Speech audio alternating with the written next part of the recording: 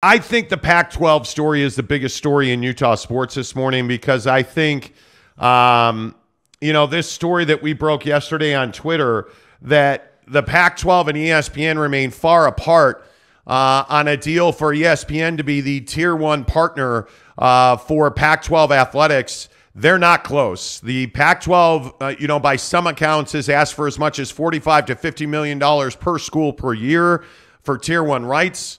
They are looking for, I think, total compensation in the order of $50 million a year, which is a $500 million proposition, and ESPN wants nothing to do with that conversation, which I think is very smart by ESPN. And again, we come back to this situation where the question you're asking about the Pac-12 conference is, are you a viable conference if you are stream only on Amazon?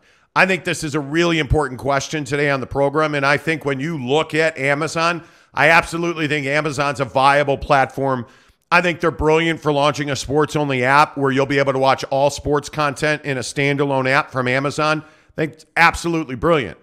But the bottom line is Amazon, ESPN, Fox Sports, all of these TV partners that we talk about in college football, college basketball, these guys are business people.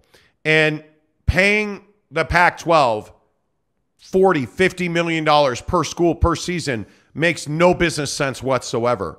You figure that at some point the Pac-12 is going to want to draw even financially with the Big 12. But as we stand right now, sources in the television industry have told us that's not even a possibility at this point in time for the Pac-12 to draw even at, let's call it $30 million with the Big 12. That doesn't even seem like a possibility right now because ESPN, I think, is making it pretty clear they're not interested in being a tier one partner with the Pac-12. And I think what we're seeing very quickly is this dynamic that we've talked about for several months now where ESPN and Amazon are not competitors. They don't view each other as competitors. ESPN has embraced Amazon in the streaming marketplace. And the issue that creates for the Pac-12 is you don't have competition in the marketplace for your rights. And what that means is you don't have somebody saying, well, hey, Amazon's willing to pay $5 for our rights. Well, I'm going to go back to ESPN and they're going to pay $7, which will make Amazon pay $8. Like there's no bidding war going on here between Amazon and ESPN. And it's a huge problem for the Pac-12, but it's a stroke of brilliance from ESPN because I think a lot of people thought that ESPN would pony up more money to keep Amazon away from Pac-12 Tier 1 when it's turned out just to be the opposite.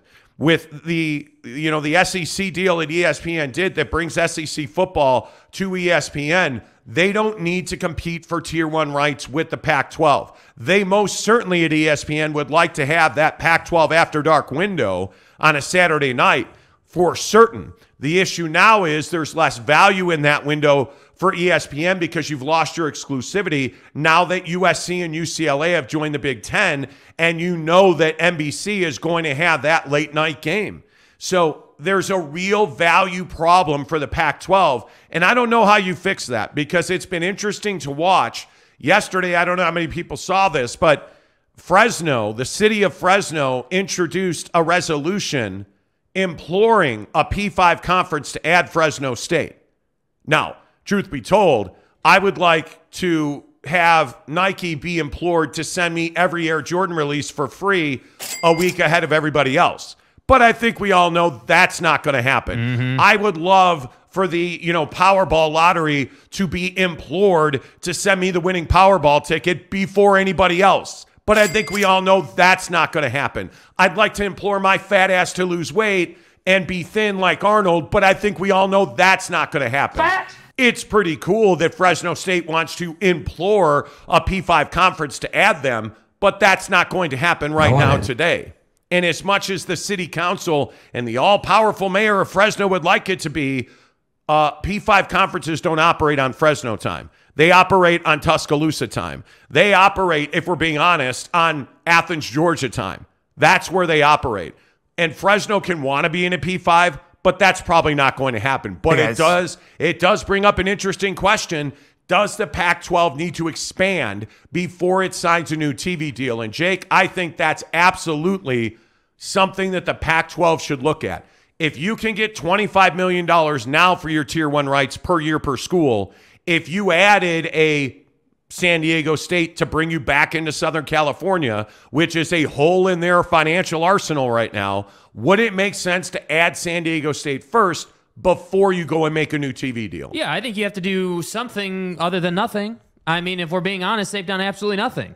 Like, you've added nobody. You've hemorrhaged money. You've hemorrhaged annual revenue that you would have potentially realized before the SC and UCLA thing happened. Like, I think they need to do something other than nothing. So if the Post-it note says Fresno State or San Diego State or whatever it says, they got to do something. You have to put a Band-Aid on this thing. You got to find a solution to bring more value. And I think the ESPN choosing not to compete with Amazon and choosing instead to say, hey, yeah, you guys have your own space within this conversation because you're streaming instead of traditional TV. I think that was brilliant. I agree with that. And I think that is the type of thing that George Kliavkoff and company did not see coming. They didn't see that coming. I would guess that came as a shock to their system. So since we've been talking about this, since the inception of this conversation,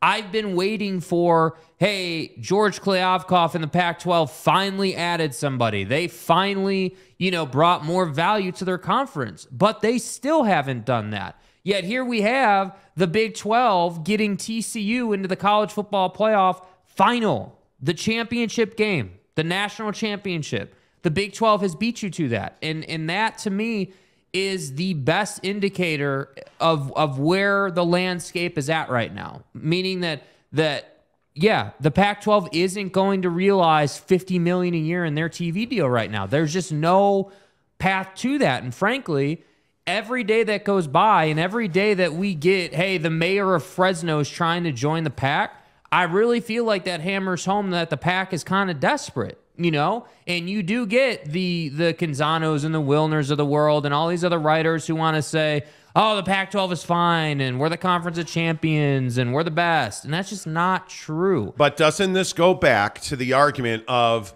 the Big 12 doing a TV deal sooner than later? And everybody that was criticizing the Big 12 for getting out to market earlier rather than later and waiting for the Pac-12 to make a deal. Again, I just ask you, what would the value position have been for the Big 12? Because if you are the Pac-12 and you sign a $250 million deal for 10 teams, that's $25 million a year, let's say. Right. That hurts the Big 12 if they don't have a deal in place. Because what's the Pac-12 trying to do now? The Pac-12 is chasing the deal that the Big 12 got. And they're in a position where now they've lost Southern California and specifically Los Angeles. And it begs the question, what is the value proposition of the Pac-12 right now? Ask yourself that. If you are selling yourself to Amazon and ESPN, let's say, and you are George Kliavkoff in the Pac-12, what's the value proposition? What are you offering that ESPN doesn't already have? Because ESPN's already got what they want big time. The biggest games in college football will be on ESPN and the ESPN family of networks. Facts. So what is it that the Pac-12 offers that you don't have? Well, you don't offer huge football games because if we're being honest, I think the Rose Bowl ratings were absolutely nut-busting for the Pac-12. The fact that you had one of the lowest viewership totals in recent big college football game history. 10 million people watched the Rose Bowl. That is low, by the way. That's terrible. It's a 40% decrease year over year. And what that tells you is that I don't believe that the Pac-12 is the huge draw that we all think it is. And the other thing it tells you is that if USC and Oregon aren't playing in those games, the chances are you're not going to get a huge TV number. And with all due respect to Utah football didn't bring people to the TV. That's a huge problem. So if you're the Pac-12 and you're out to negotiations with ESPN right now, and they're like, hey, bro, we just did one of the worst TV numbers ever on the Rose Bowl. I'm sorry, what are we paying for? That's the reality of the TV deal right now. And I don't think it's necessarily a good thing. I think this is absolutely debilitating to the Pac-12. I think it's absolutely a disaster that you see. And the other thing I think is really important here, and I don't know how many people saw this, and I'll put the numbers up, but one of the guys that I think we respect most in the television business is a guy named John Arand at Sports Business Journal. And he put out the Thursday Night Football numbers yesterday. Look at the Thursday Night Football numbers. Last year, they were 16.2 million viewers on Fox, NFL Network, Amazon, and local channels. Okay. This year, 9.6 million viewers on Amazon Prime and local channels. Uh-oh. Oof.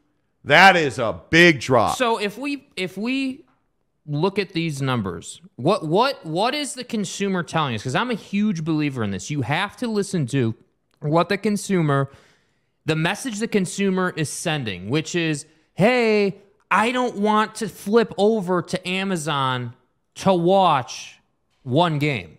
That's what that says to me. It doesn't definitively say people won't go to Amazon to watch football, right? I'm not going to go that far. But I think it does definitively say that people are not going to go out of their way to catch Thursday Night Football on Amazon because it's one game and there's a bunch of other stuff on TV, right? Everything else, NBA, NHL, the wrestling contingent, like all these other things are on TV, regular TV.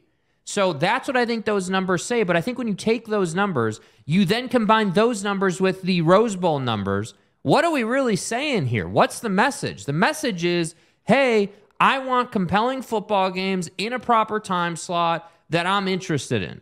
That's the message. It is not rocket science. So this Amazon Pac-12 thing, the real issue for the Pac-12, and you're never going to hear George Kliavkoff or John Wilner or John Canzano or any of these guys say this, the real issue is the Pac-12 doesn't have compelling content.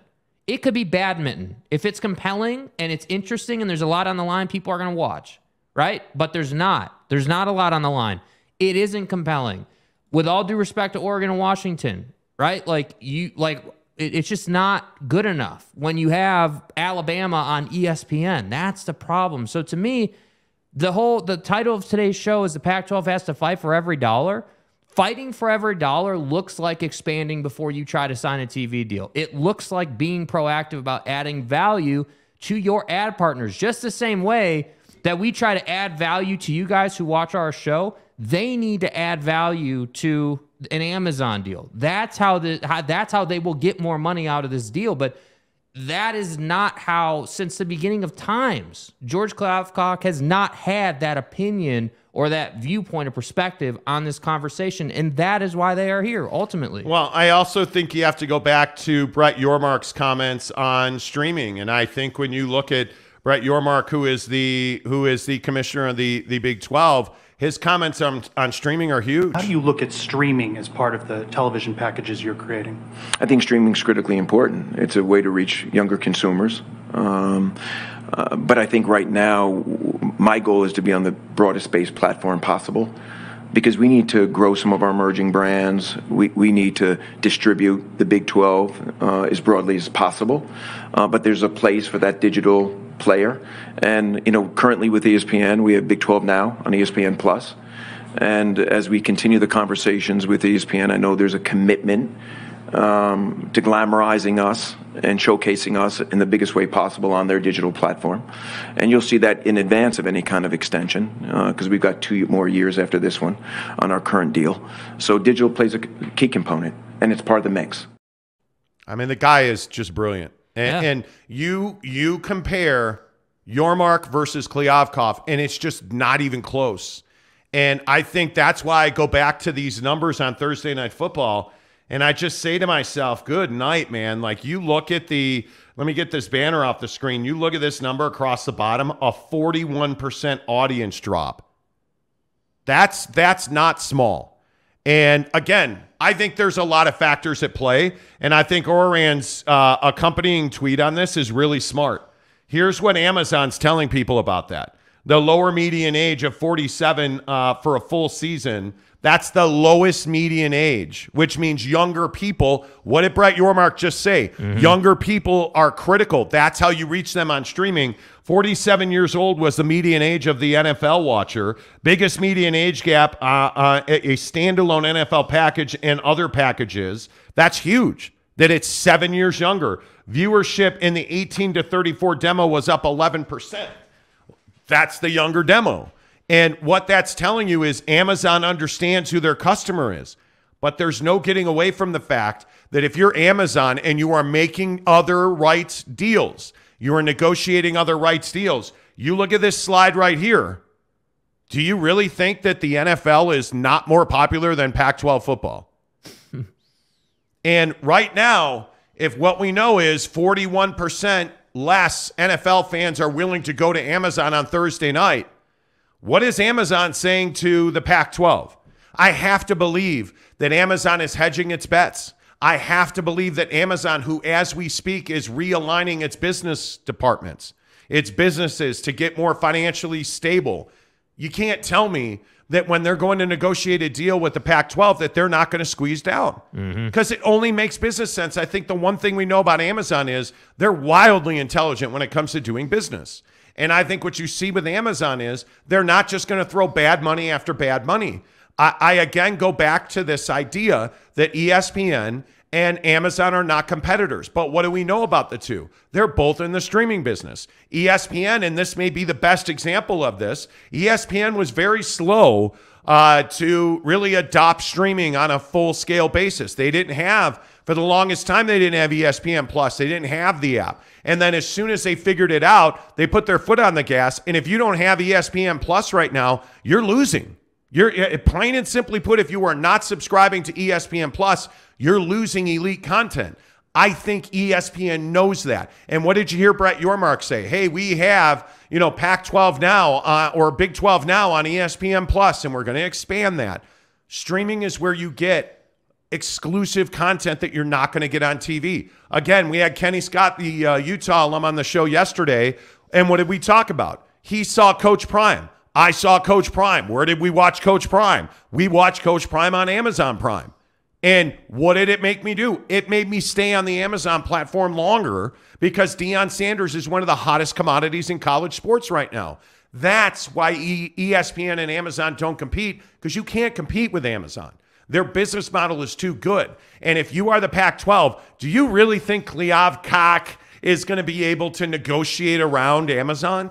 Do you really think, if your life depended on it, are you choosing George Kliavkoff to negotiate for you against the behemoth known as Amazon? Obviously not. Because I'm telling you I'm not. Yeah. And what all of this says is, my sources tell me that Amazon and ESPN are driving hard bargains, and that the Pac-12 is going to struggle based on their current value proposition to get beyond $25 million a year per school. And I think that's a huge problem for that league, because who's signing a grant to rights for 5 years at $25 million? You're telling me your entire deal, those 5 years, your entire deal is worth what each school in the Big Ten is going to make in 1 year. That's what you're telling me. It's a huge problem for the Pac-12. Yeah. A huge problem. The other thing that I think is really important is, are we as sports fans, are we as sports consumers ready to go streaming full time? Yeah, I mean, I think that, I think we want it. The problem is there's not an all-in-one place. That's the thing. Like we had this conversation last week, I think it was, where, for YouTube TV, you have this limitation or that limitation, but YouTube TV is adding Sunday tickets. So now it's like, oh, okay. Now I'll be able to buy individual games, or what if is I want, that? That's called value. Yeah, it is. That's a value proposition. It is. It's a value proposition, and the NFL gets that. And I think that, YouTube TV to me is the closest thing we have to an all-in-one. I think they do a phenomenal job. Yes. I think there are, obviously there's always going to be this channel or that channel that's not included. But for me, my needs are not sophisticated. I'm not looking for, some ridiculous package. What I need is sports, and I need, like, the problem with Fubo, as an example, is they don't carry TNT. But what did we do yesterday afternoon here? We were working yesterday, working with some clients, doing some sales stuff, and we're sitting here, and I said, hey, can you flip on FanDuel TV? I want to see FanDuel TV. And we flip around on YouTube TV, and there it is, FanDuel TV right there live and in front of you on the set. Like, I think YouTube TV gets it. I think they understand that the NFL is a value. And when you look at the numbers again, and I'll put those numbers back up on the screen, you look at these numbers right here, I don't believe this is Amazon's spin. I think these are facts. Mm-hmm. I think I tell you every single day on this show, we're not on the radio for a reason, because that's not where our consumer has told us they want us to be. Our consumer has told us they want us to do live streaming video every morning, and you're on YouTube. Look at these numbers. What is the consumer telling the NFL? The younger consumer, 18 to 34, is a massively important demo. It's millennials, and it's Gen Z or Gen X. I don't know. What is it? Gen Z? Gen Z, excuse me. It's 18 to 34 is Gen Z and millennials. Yeah. Those are the people that have money. Those are the people that are buying cars. Those are the people that you can make a customer right now, and they'll be a customer for life. So that number right there that says 18 to 34 demo is up 11%. The lowest median age 47 for a full season since 2013. Guys, that's the money demo.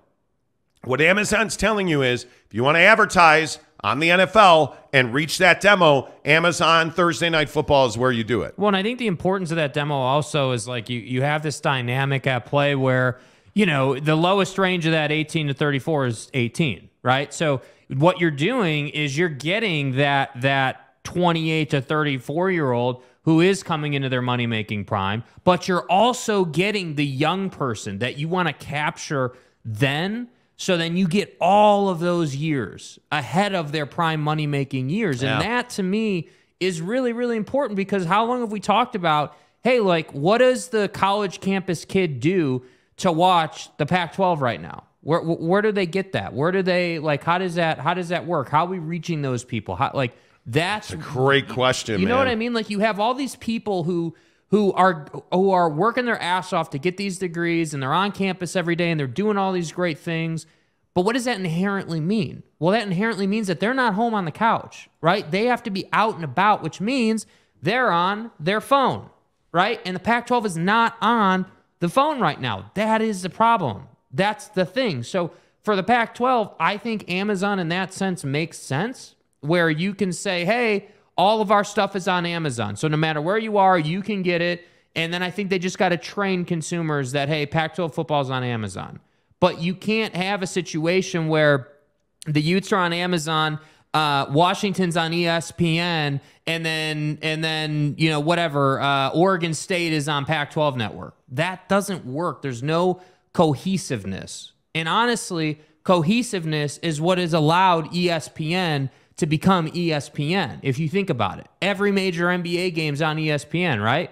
The NHL is now on ESPN. You look at NFL, Monday Night Football is on ESPN. So ESPN understands the cohesiveness factor and understanding that in the background of someone's mind, hey, Jimmy, do you want to watch that game tonight? That football game tonight after we're done with class? Oh, yeah, it's on ESPN. We'll just flip it on when we get back. Like, that's what ESPN gets that I feel like the Pac-12 right now doesn't get. Yeah, and I think when you start really looking at the way that these deals are structured, man, I really have fear for the Pac-12. I think it's a very tough sell for the Pac-12 to say, yeah, we bring you tremendous value, pay us $50 million a year. Mm-hmm. Man, that's a tough sell. I don't even know how you get to $30 million a year. I was chatting with a TV industry source that I've known for years, and we were trying to figure out the value proposition the Pac-12 brings. And I don't know what that is, because I don't think there's a TV executive who believes that Oregon and Washington are in for the long haul. But I think the Pac could create value, and that's what's baffling to me. At the end of the day, like take all the opinions out about like where the Pac-12's at or the money, or if we set all that aside and we just sit here and say, hey, like at a baseline, they have the resources to get creative and create more value and add more value to that distribution deal. But if you take out USC and UCLA, and I said to you, what's the biggest matchup in Pac-12 football? Yeah, Oregon and Washington. That's it.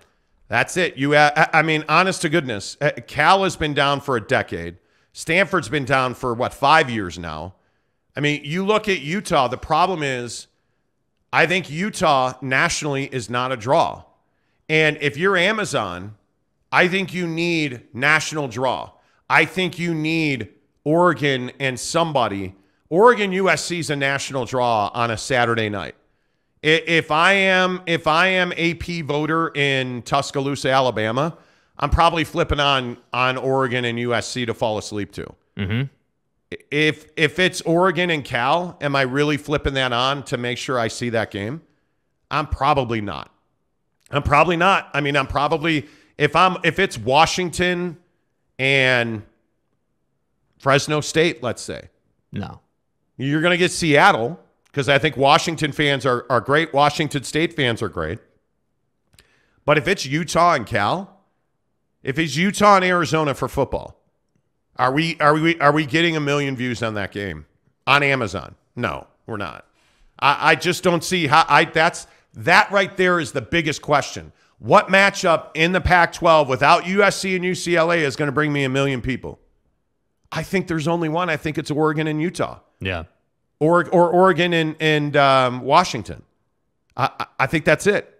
And again, I understand that Utah doesn't want to leave the Pac-12, but we don't always get to do what we want. We're adults. We got to make adult decisions. Yep. If you're Oregon, you already know you're trying to get out. You're already trying to get to the Big Ten. You already know that. How much money are you going to have to give back? And here's the real question. I don't know that anybody really talks about this, but I think it's a really salient point. If you're Oregon, are you willing to take $25 million to stay in the Pac-12?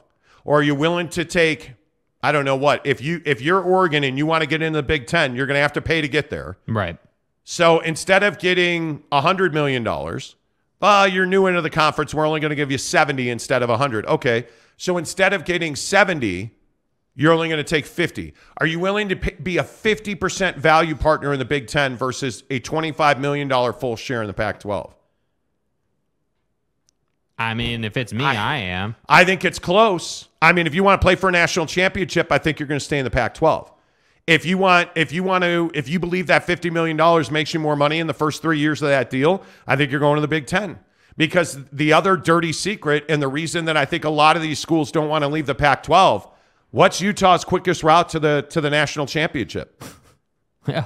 Staying in the Pac-12, man. Do you think the Pac-12 is at any risk of not being a P5 anymore after all this shakes out? And because again, we're sitting here talking about, it comes up in my head because we're sitting here talking about names like Fresno State, with San Diego all due respect. This is a San Diego State conversation. Yeah. Is San Diego State a Power 5 program? I think if you add them to a Power 5 conference, they quickly become that.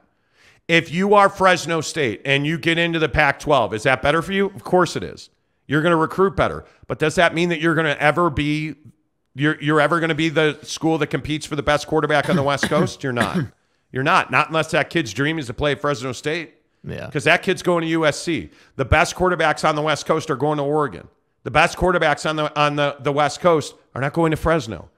But I could see a kid in Lake Forest, California. Southern California puts out quarterbacks like it's their job. I could see a kid in Lake Forest. I could see a kid in Calabasas. I could see a kid in Beverly Hills. Yeah, well, you know what? Maybe I can't get USC. Yeah, I think I want to play right away. I'm going to go to San Diego State. Keeps me in the best Mexican food in the world. Mm-hmm. I could see that. Are you going to Fresno? Are you really? If we're competing between San Diego State, and let's get down to brass tacks. Okay, I'm a kid in Los Angeles, the greater Glendora, California. I'm a kid in Inland Empire, California.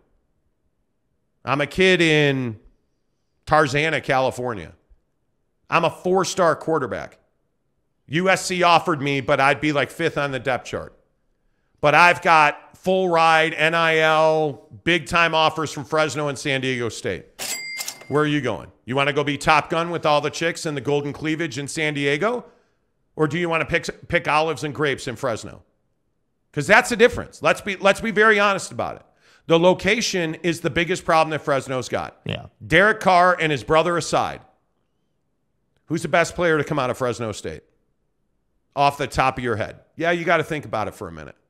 My point is that if you're Fresno State, sure, you want the bread to get in. Sure you do. But you're also a UC school. That becomes a problem. You're also a UC school. So does the Pac-12 want another UC school? Because I think I can make an argument they don't. And you're in Fresno. Does adding Fresno right now to the Pac-12 help the Pac-12? No. Don't think it does. No. Don't think it does. Central California, God love you, but you're not bringing eyeballs to the television. The problem is you've lost respect. That's the problem. I would agree with that. The Pac-12 has lost respect, and there's no immediate way to get that back, because the thing is it's not like, so like when you lose respect and people don't want to be in your conference, and it's gonna, and that's the dynamic. One of the ways you could create, some value is by potentially getting creative within the game, or like you need to create excitement. Like, oh, the Pac-12 is doing that? That's awesome. We would want to be a part of that. But they don't even have that option. And that's why I'm saying, like, you can't afford to have your mark sit up on a dais and say that, and then your mark be on the field after TCU punches its ticket to the national championship game. Right. That's and say exactly what he said, and then not say anything at all. That is why I struggle with George, because I don't feel like I'm someone who says, okay, nobody's perfect. So like most times in business and in the political landscape, let's say, you're either really good at money and finance and business, but you're not so good with people, or vice versa. You're really good with people, but you're not so good on the P&L statement. George isn't good with either. I don't know how that's possible. Jake, he did calculations on the back of an envelope. How is that? How did you hire someone that is actually worse than what Larry Scott was? How? I just don't know how that's possible, bro. All right, let's rock and roll and get your comments in here. Thanks for listening to our soliloquy here on the Monty Show. Welcome, Troy Cushing, the newest member of the exclusive Monty Show Club. Appreciate you, Troy Cushing, joining the program. And what Troy did is he click the join button, or you can click the link I just put in the comments. It's $10 a month. Program. It gets you exclusive access to our content every day. We put a brand new video in the membership only category every single day. Yesterday, you got it first that the Jazz are back involved in a John Collins deal. Last night, we all were chopping it up about the Utah Jazz in our exclusive Instagram group, watching the game together, talking about it, giving opinions. It was a heck of a lot of fun. We made fun of Jake's girlfriend last night on Instagram. We really did. It was amazing. Right. We had a great time talking to you guys in our exclusive Monty Show group on Instagram. And the only way you get there is by clicking the join button and paying $10 a month to support the program. Really appreciate you doing that. Troy Cushing, welcome to the group, my friend. And if you are a member of the Monty Show, make sure you DM Jake, SLC Jake on Instagram. And let him know so he'll add you to the members-only group on Instagram. Did Salty Drunk join the Instagram group? I don't believe he did yet. Come on, Salty Drunk. Let's do this thing, bro. Hey, by the way, everybody here right now, all 144 of you, please give us a thumbs up. Good morning. Kurt Myers is the first one in today. Appreciate that. Steve Lopez says, happy Friday. Kenai Johnson says, the finisher had a feast. 23 Laurie. Yeah, we'll talk a lot about the finisher coming up here in about 22 minutes at 7 o'clock if you're watching the show live. Top of the hour if you are not. New York Monty fan, what's up? How are you, bud? Good to see you. Happy to be back. Finally, the Jazz snapped the losing streak. They did. Yep. Absolutely, they did. Rick Forster says, how about them Houston Cougars? Jordan Brown says, good morning, go Utes. What's up? D-Rock. Hey, D-Rock, how about Sam Hartman? Let's go, baby. The best quarterback in the transfer portal. My are and we, the Fighting Irish in Notre Dame. Jake, your thoughts? No comment. Didn't think so. Josh Lovern, good morning to you, Coach. He says, is Disney trying to sell ABC and ESPN? I believe they are. And it's one of the other things that I think you're seeing with this Pac-12 situation. We talked about this last week on the show with Bob Iger coming back into the fold and running Disney again. One of the things I think that we see that's going to happen at Disney, They are either going to spin off ABC and ESPN, really their broadcast side of things, into its own company, or they're going to sell those assets off because Disney's got to find a way to get profitable again. One of the things that Disney's really battling is the price of just a single day ticket is out of reach for most consumers now to get into a Disneyland or Disney World property. And it's really becoming a problem. They're not able to, Disney, one of the issues they've had is they're not able to market to the garden variety consumer anymore, especially in their local areas in Orlando and in, Anaheim, for instance. Can the Anaheim resident afford to pay more than $100 per ticket to get in? Can they afford, if you've got a family of 5, like 3 kids, a husband and a wife, can you afford $5,000 a year for annual passes for the family? Bro, come on. Well, the answer is obviously no to that. So Disney's got to find value proposition here for the consumer. And the only way to do that is to be more profitable. And that means spinning off ABC and ESPN, things like ESPN Radio, like all of those assets become value propositions for Disney. So yeah, Josh, I think you're absolutely going to see that. Brett Burnett says, yes, selling as Disney Iger CEO, not messing around. He has to. Good morning to John Coy. John says PAC schools to the Big 12. I don't think so, not yet. Because I also think that if you're Oregon and Washington, is the Big 12 a place you want to be? Nah, probably not. Let's be real honest about that. It's probably not a fit for you. Now, if you're Utah, Colorado, and the Arizona schools, that's a good fit in the Big 12. Mm-hmm. I think once this deal comes forward, who signs the grant of rights and who does not? And I know I've said this before, but I want to make sure everybody understands this. Mm-hmm. The way these negotiations work is Kliavkoff is going to go and negotiate a deal with ESPN. That deal is for a grant of rights. You are granting ESPN the right to Tier 2 games. What happens then is, okay, great. I agree. You agree. We have a deal. Okay, then Kliavkoff is going to go back to his membership, all the different presidents at all the different schools, and he's going to say, hey, here's the deal. I need you to sign your grant of rights over to the conference, because the conference is then going to turn around and sign their grant of rights over to ESPN, Amazon, whoever their distributor is. Right. So Kliavkoff has to negotiate a deal and then go sell it to his membership. And I don't think that's a slam dunk. I told you last week, sources were telling us that Oregon was not on board necessarily with a full-time streaming deal. And I think it's a really interesting conversation. Well, and I think that's the challenge for George is like there's a couple of pieces of this conversation. It's not as easy as just, hey, how much money do you need a year to sign your grant of rights? That's right. It's not that easy. I wish it was, but it's not. Like you're having to justify the amount per year. Then you're having to have, and maybe before even the money, the conversation is, are you even comfortable going all streaming? Because if that's an issue, Amazon's never going to happen on Tier 1. That's just not going to happen. Now, Amazon being a secondary player in the distribution landscape in the Pac-12, that's definitely going to happen. 100%, you can book that. But the Tier 1 portion where Amazon is the distribution partner, where like you're nowhere else, just Amazon, I think Phil Knight type people are a little uncomfortable with that. Well, look at Chase Everett's comment here. He says Amazon announced an 18,000 employee layoff. I'm not sure if they are in a position to shell out a ton of cash for a broadcasting deal. Well, I know a ton of people inside Amazon. I know a lot of people that work there.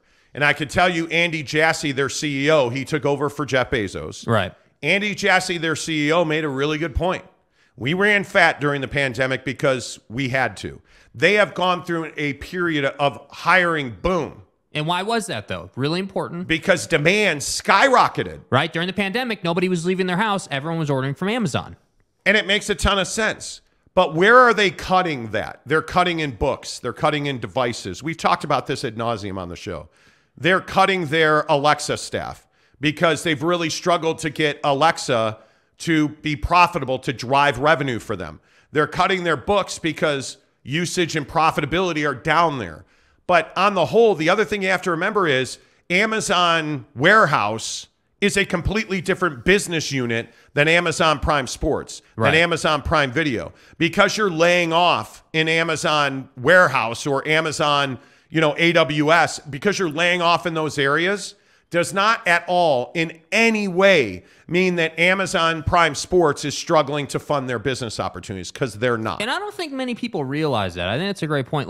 Like you have this Amazon umbrella, and then you've got all these different entities under that. And yes. And I think what we see is the headline, oh, Amazon laid off 18,000 people, and everyone goes, oh, man, Amazon's in trouble. Completely when, unrelated. In fact, they're not in trouble. And that's why Amazon is so insulated from financial issues. That said, they're still going to be aggressive about making sure that financially they're in a good place. And you don't get to a good place financially by giving Kleavcock and company $50 million a year. You don't do that, So that's why I say that's why there's so much hesitation, and that's why the Pac-12 is struggling, and that's why the Big 12 is not struggling. And I think in general, when you look at layoffs, specifically massive companies like Amazon, who's taking the beating at Amazon right now? Well, if you're a recruiter at Amazon, you're worried, because what is Amazon not doing?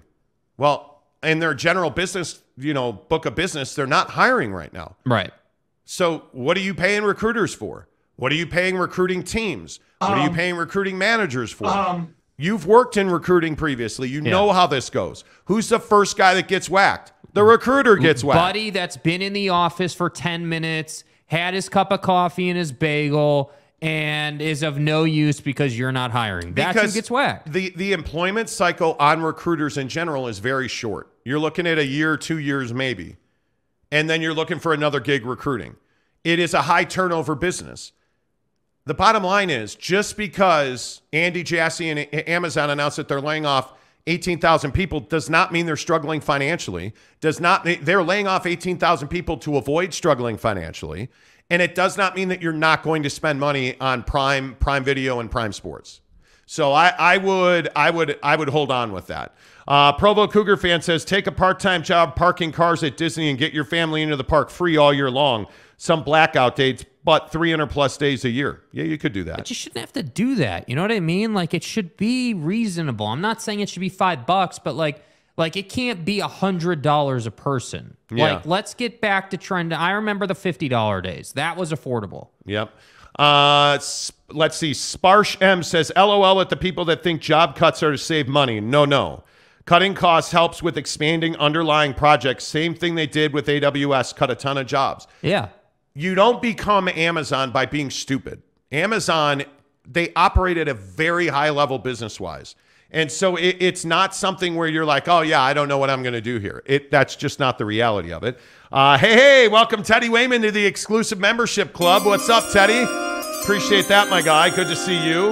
Yeah, Teddy, by the way, where have you been? He says, morning, guys. Haven't been around yet this year due to my grandpa passing. Oh, no. Man, Teddy. I'm sorry to hear that, bro. Oh, Teddy, I'm sorry to hear that, man. He says, still love the show. Man, dude, I'm really sorry to hear that.